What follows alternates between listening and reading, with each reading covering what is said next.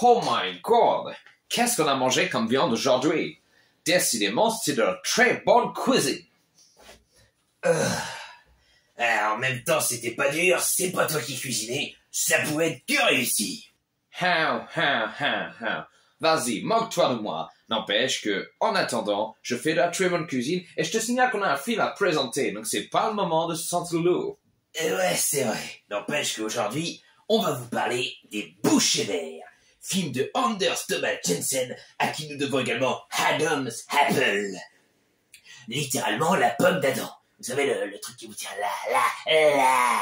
Un film avec Nicolas Lecaille, qu'on a pu voir dans Adam's Apple. Également, tu vois. Et également Mads Mikkelsen, qu'on a pu voir dans Adam's Apple. Les Animaux Fantastiques. Le dernier Indiana Jones. Et Casino Royale. Le Choc des Titans. Et dans beaucoup de trucs, en fait. Très grand acteur. Moi, j'adore. Ah, pour résumer le film, c'est très simple. On va suivre Bjarne et Sven. Oui, les noms très faciles à prononcer pour les gens comme nous, on va dire. Qui vont malheureusement être dans le caca. Parce que la boucherie, ils veulent en ouvrir une, mais ça marche pas des masses. Les rivaux, ils s'en sortent mieux. Jusqu'au jour où ils vont retrouver un corps dans la chambre froide. Et ils ont oublié le pauvre gars et dans la chambre froide, disons que tu te transformes plus vite en glaçon qu'en paradis tropical. Et malheureusement pour eux, ils vont, entre guillemets, se servir un peu de viande humaine et ça va faire un carton. Et ben qu'est-ce qui se passe quand on fait un carton alors qu'on est des losers de première en faillite totale? Eh ben on continue.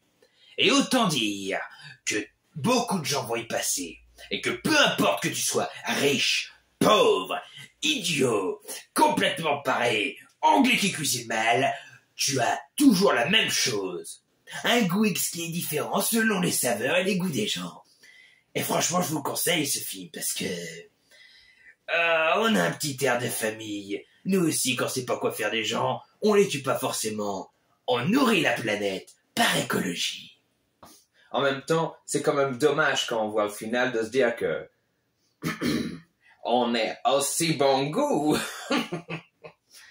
Bon, en attendant, faut bien avouer que j'espère qu'il reste encore de la viande pour ce soir.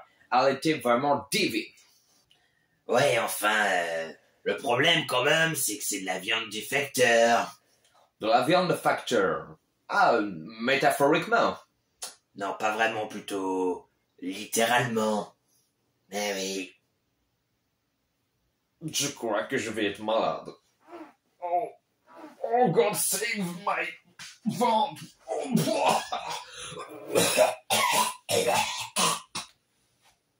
Ok, bon je crois qu'on l'a abandonné celui-là.